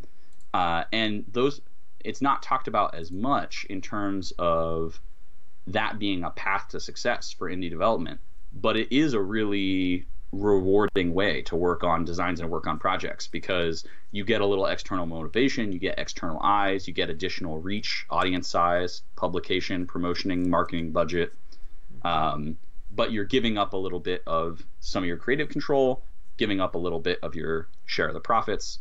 So my full-time job is not board game design. It's a second job for me.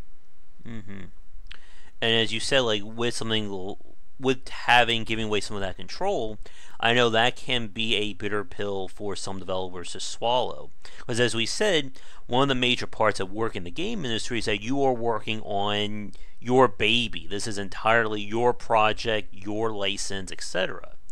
And it can be very tricky, but as you said, there are unique rewards to having that branding versus working on your own unique property. Yeah. And the thing is also for some indie developers, it's about making that game, right? It's their dream game. They work on it for years and years and years, and once they've made that game, then maybe they're making sequels to that game or whatever. For some developers, it's about making a development studio and making sure that you can continue to make games. And so if your game is your baby and all you want is to make that game, and after that game comes out, you don't necessarily care about the game after that, then maybe working with a partner isn't for you because you're having creative control of your game is extremely important. If you're me, and my goal is, probably 2 games a year for the next 10 years. So I have 2 coming out next year. I'm working on Hopefully some deals to get 2 for 2019, maybe 3 for 2019. Each individual game is important to me. It's special to me. It's something I put a lot of development work and time in. But if my partner mishandles the art budget or flops on the promotion and marketing, yes, I won't make as much money. I'll be sad that game isn't the success that I hoped it could be or knew it could be. But I'm not, devastated in the same way, because always there's more stuff in the pipeline. There's always the next game. Yeah, definitely. Now, speaking about releasing your game and going from there, I definitely want to touch on, and I'm going to do a quick time check here. We're closing in on an hour and 40 into the stream, so I figure for those of you watching this live right now, we'll probably go for maybe like another, what do you think, like 15, 20 minutes, and I think we'll probably do a hard stop around that point. Because again, we could just sit here and chat all night long. It wouldn't be too hard for either of us. Yeah. But there is one part I definitely want to touch on when it comes to working with a license, and that is selling the game afterwards. It's all done, the game is out, you're trying to sell it. And this is one of the areas that can be very scary, because we have seen these horror stories in the past of a game that's based on a licensed work, it goes out on store shelves, and then something happens, could be due to having to rework on the game, or the publisher or the licensor will just say, you know what, we don't want you selling this game anymore, and the game disappears. So when you're working on the contract and the stipulations, are there stipulations that are in place regarding selling the game, in terms of you may work on this game for 2 to 3 years, but how long can you reasonably sell it for, and can you resell it, or sales, and so on? Yeah. So on the tabletop side, a typical contract has a date of time for the first publication, so they have to produce the game within a certain number of years. And then typically the contract will auto-renew as long as they keep printing more copies of the game. So game production runs, it's not like I got 40 orders this week, so I print 40 copies. You print them in batches of minimum 1,000, but usually if you're having a successful game, much higher than that. So if a game falls out of print, then usually there's a long period where they can sell off their back stock before the rights come back to me. What gets really tricky is where the license for an IP might time differently than your contract for the game, or the company who holds the license gets sold, and now your contract is held with a different company than the one that you originally made your licensing deal with. So this is something that's happened very recently with Games Workshop in the board game industry. So they had the 40K license, and Fantasy Flight Games had the license to produce kind of all the board game versions of the 40K universe. So 40K is a tabletop miniatures game, but not a board game. Yeah.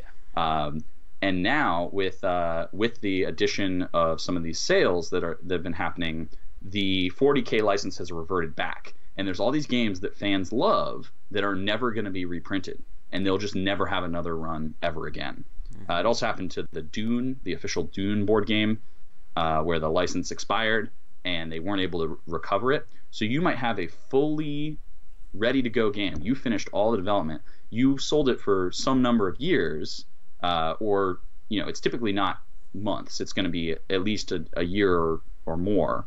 And then because situations with your license have changed, now you have to cease sale of that work.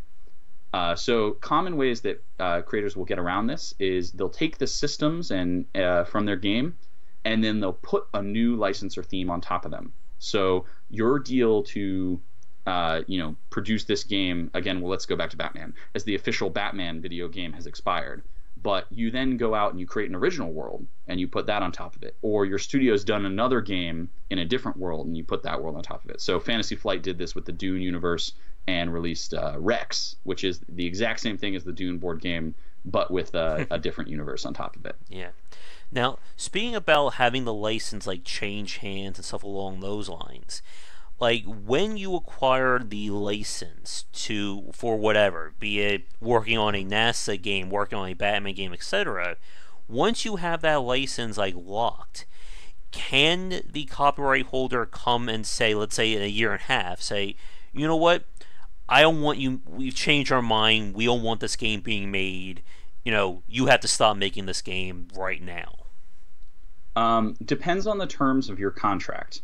In an ideal world, one of the things that contract lawyers are always taught is there should be terms in your contract about how and when parties in the contract can break that contract. What are the terms where you can back out?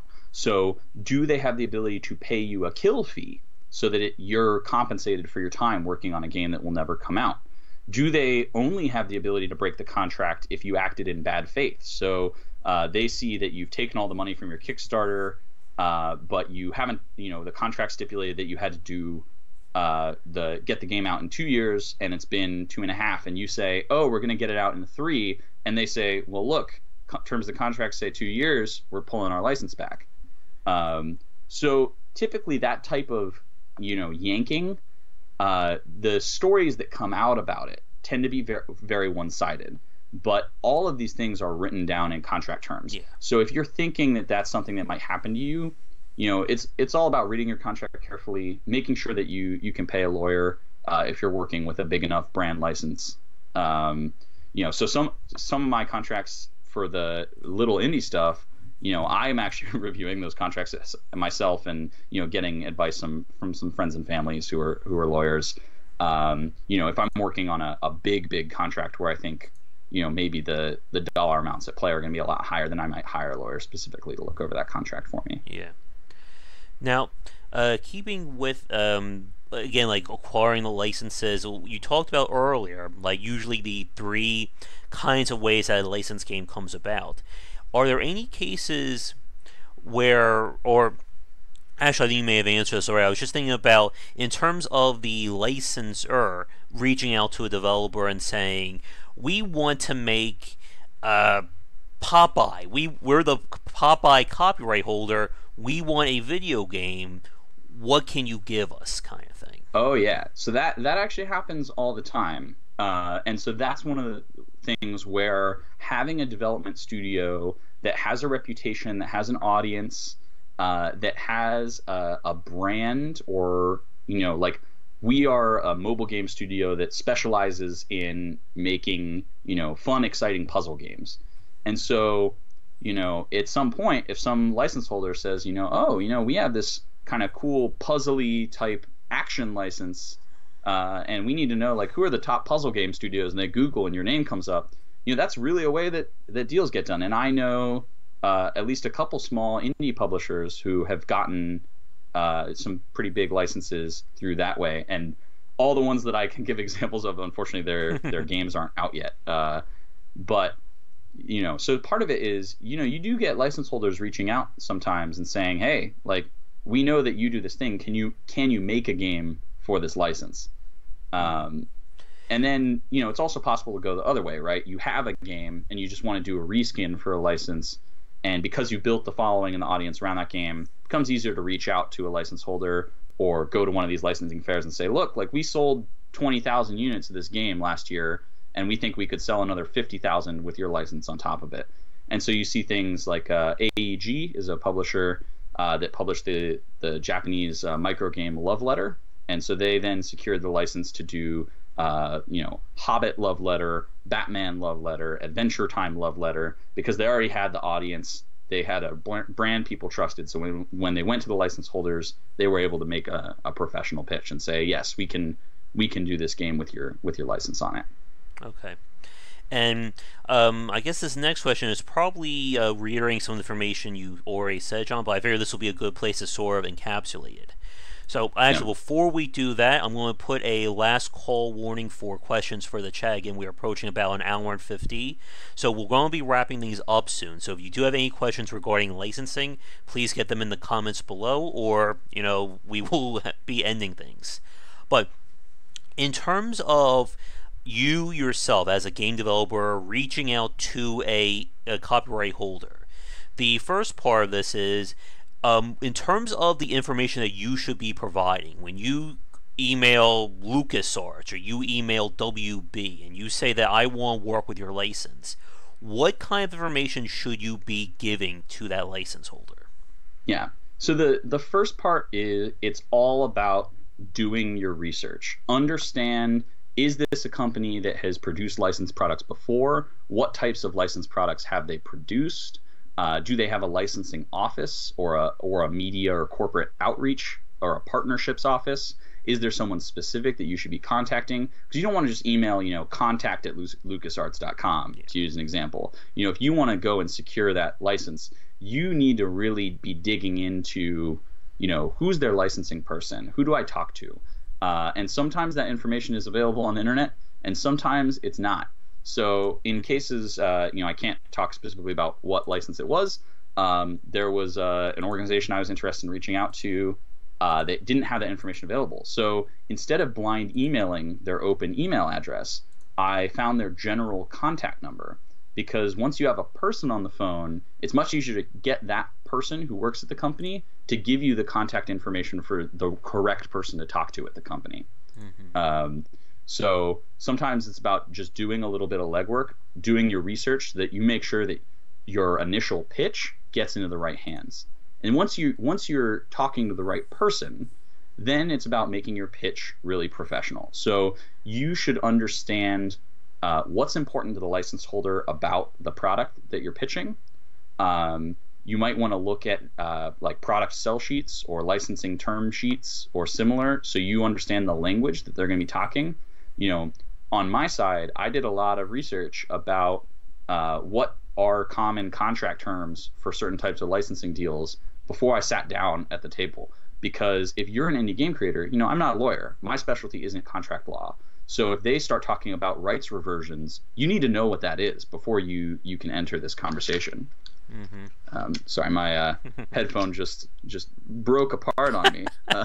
It was shocked by that information, apparently. So part of it is doing your research and then making your pitch really professional.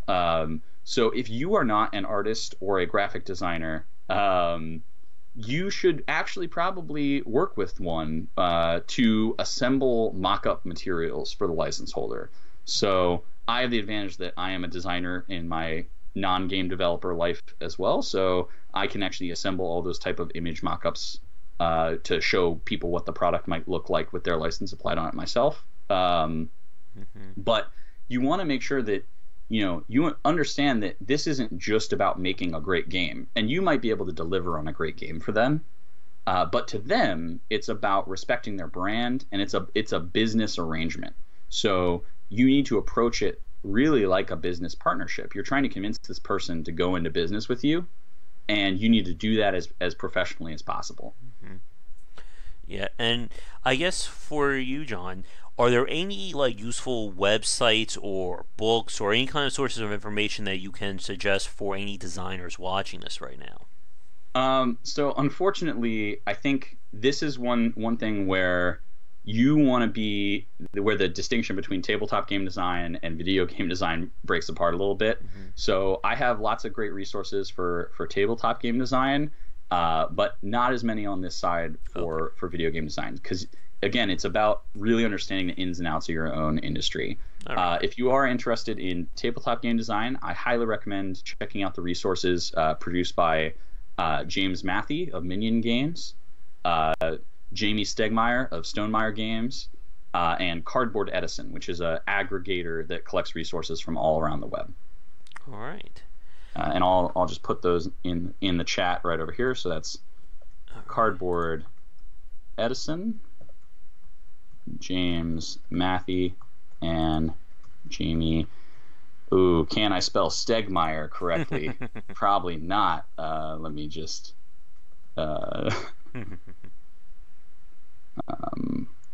Yeah, so actually, I'll just copy his company is called Stonemaier Games, and if you are interested in the marketing or promotion aspects of running an indie publisher who runs Kickstarters, his blog is awesome. He has all sorts of awesome information for indie creators focusing on the Kickstarter market and about marketing, community outreach, promotion. his company, for those of you not familiar in the tabletop industry, is known for having extremely excellent customer relations. So he's really active on social media, really, really engaged with his fan base. Cool. All right. I know we have certainly talked for a long time, and I'm sure people may be starting to doze off. So I think it's about time to wrap things up. I guess I have one general question for you left, John, regarding licensing, and then I'll throw over to you in case we missed anything. When you're working with a licensed property, in terms of like the marketing side of things, will the license holder either do the marketing for you or control the marketing, or do they leave it up to you, or is this going to be another one of those aspects that's part of the contract? Depends on what type of license you've signed. So, for example, when I license a board game to a publisher, they will then control the marketing and promotion for that game.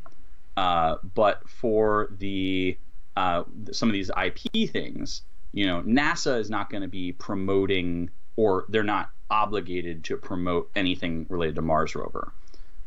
So it's possible that they will kind of throw us a bone. They might tweet out about it. They might put it in their official Space Center stores if they like the product or think it's a good fit. But contractually, they're not obligated to do any promotion, and that's very common. So the film studio, when you license a film for a video game or board game, usually is not contractually obligated to market your game. That being said, often some cross-promotion or tie-ins is in everyone's best interest, and if you have a good relationship with the license holder, you will be able to get that. All right. And I also assume that when you're negotiating the contract, they may have stipulations about what you can and can't advertise, or what your actual relationship to the company is. Like, you can say, like, you are a part of NASA and you're building this game. No, you are just licensing or a game based off of like the NASA brand or something like that. Exactly. And for them, that's actually an extremely important stipulation because they're a government agency. So they can't appear to officially produce this product at all. So, it's very important that all the marketing shows that this is not a NASA product. This is it's licensed. This is a Spiral Galaxy Games product that features NASA missions. Exactly.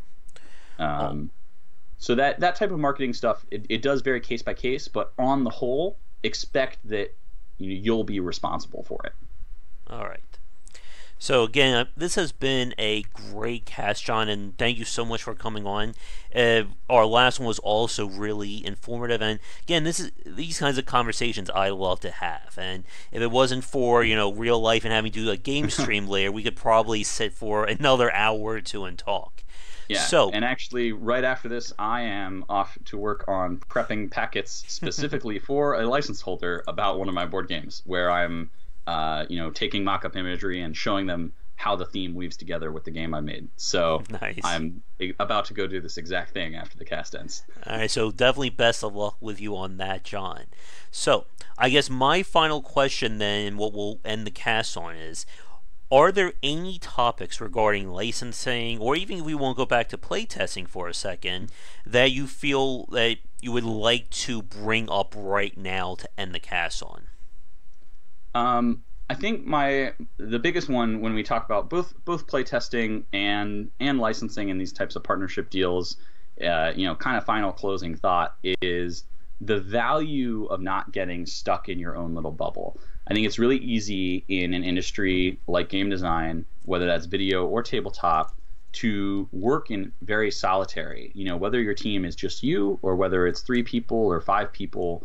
That your whole life and persona is all wrapped up in the game you're making, and you're gonna live, eat, breathe, and sweat that game. And so, one of the most valuable things about these types of publisher relationships or license holder relationships, or having an active playtesting cycle really early in development, is getting outside eyes on what you're doing, and that can be really sobering when they bring up issues that you hadn't thought of, and it can be really validating when you get to see customers or players or license holders playing an early draft of your game and having a blast. And I think for me, I make games because I want to see people having fun playing something that I've made. That's my number one motivation. And so part of the reason that I playtest so often is even when they're not necessarily always having fun with every draft of my game, it's really validating for me as a designer. And I encourage everyone to really look for that outside eyes and not be afraid of kind of exposing yourself, because I think you will get so much more out of it. Mm-hmm. Now, I can say the same thing for the presentations I've been doing locally with my libraries and areas around here, with, again, being able to reach out to people who aren't hardcore gamers, who don't sleep, eat, and drink the same things that I do, and I'm sure for the folks watching this right now, they're live or recorded. And it's interesting to hear what they like, to hear them being engaged with this stuff, that, again, they're not being exposed to this on a day-to-day basis. And it's also, as you said, really a good informative thing for yourself with how you position yourself and how you explain this stuff. Because, for instance, like if I'm giving a presentation on, I'll give you an example I'm doing in September on esports. If I'm talking in front of a crowd at EVO, that's going to be a completely different presentation compared to talking to teenagers and librarians at a library. Oh yeah. Who may never even have heard of EVO before, much less have thought about what it means to be a professional person. And being able to present yourself and present your information to all areas or all walks of a consumer base is a very big part of, again, building yourself as that business. Yeah. Absolutely. And one of the things that I love so much about doing all these very frequent playtester events is it means that when it comes time at the end to sell my game to a publisher or take those pitch meetings, or if you're an indie developer, sell your game direct to the consumer, it's not the first time you're really trying to market your game. You'll have pitched your game in 30 seconds, in 45 seconds, hundreds of times to every playtester who walks by your table, to every person who comes to your events as you go through that process. And you're refining that pitch, you're making it better. And, so I encourage any designer who's watching this, can you pitch someone your game in 30 seconds? Like, can you describe your entire game, what makes it special, what makes it unique in, 30 to 45 seconds? If you can't, start working on that little pitch, because when the time comes to really market your game, that's how much attention you're going to have. Yeah. And it's also a really good exercise when it comes to building your tutorial and thinking about teaching a player a new game. Because a new player is not going to want to spend 3 hours watching tutorial videos or playing an extended session to try and figure out whether or not they're going to like this game. And from like my experience with video games, I generally see it as like 15 to maybe like 30 minutes max is going to be the amount of attention someone's going to have to try and learn your game. Beyond that, if your game's not hooking someone at that point, they're not going to want to stick around before, and for those of you who watch this, you know what I'm about to say, the quote-unquote, the real game begins at whatever. Yeah. And that's one of those things that playtesting can really help you discover. So, keep designing, keep playtesting, always getting those outside eyes. I guess that's, for me, is the note I'd love to end on. Awesome. So we are just hitting 2 hours, and again, we could probably sit here and chat for another 2 if everyone would get us a few shots of coffee, and then we could probably keep going. But I think this is a great point to wrap up. And again, John, whenever you are free in the future, it will be always great to have you back, and we can chat about whatever comes into our heads. Yeah. Well, as I said, I should have a pretty cool announcement sometime in 2-3 months, and maybe we'll get back on the show. We can talk about that. Obviously, I can talk about playtesting for hours. I love it. I'm very passionate about it. So. Awesome. You just let me know when you're free, and we can certainly have another lengthy chat again. All right. Looking forward to it. Awesome. So, John, if you wouldn't mind hanging on Skype for like 30 seconds after we end, just want to, wrap things up with you on that front. For those of you watching this live or recorded right now, we are going to say goodnight. So once again, John, thank you so much for coming on. And again, these kinds of conversations are always so fascinating to have, because it's not, again, every day that we can talk about licensing or playtesting in such detail. Yeah. Well, great being on the show as always. And if you are watching this recorded, we'll probably update the video description with some contact information for me. Mm-hmm. If you follow me on Twitter, you can catch my playtesting tip of the day. I tweet out a tip about how to playtest your games every day. Awesome. I should really start doing that regarding game design. I think that may be like a little nifty thing to try. But yeah, as John said, there should be description, or there should be updated descriptions below, including a link to our first cast where we just spent like 2 hours talking playtesting like it was nothing. For those of you watching this live right now, be sure to come back in probably like, I'm going to say 30-40 minutes for my game stream for tonight. If you're watching this recorded, obviously that will be already archived here on the Game Wisdom YouTube channel. So I think with that said, thank you so much for watching. If you're new, be sure to like and subscribe. And if you like support, be sure to check out patreon.com/GWBycer. $1 will get you into our Discord channel, and $5 will let you get access to our voting as well as other little nifty things. And again, be sure to check out John's site as well as his game information. You'll find links to that ideally below when this video is recorded. But I think that's all I gotta say. So, John, do you have any closing thoughts for the fans watching? No, I think you covered it all. Hopefully, see y'all again. Go ahead, check out the other playtesting video, and I'll probably be back on the cast at some point. Awesome. And hopefully this won't become a trend of the headset breaking at the end of each cast. No, it's nice and loose over here. I've had to use one like that before, so I know I can feel for you there. So, thanks again for tuning in. Have a great rest of the day, and I guess we'll be talking again real soon. But until next time, have a great night, everybody.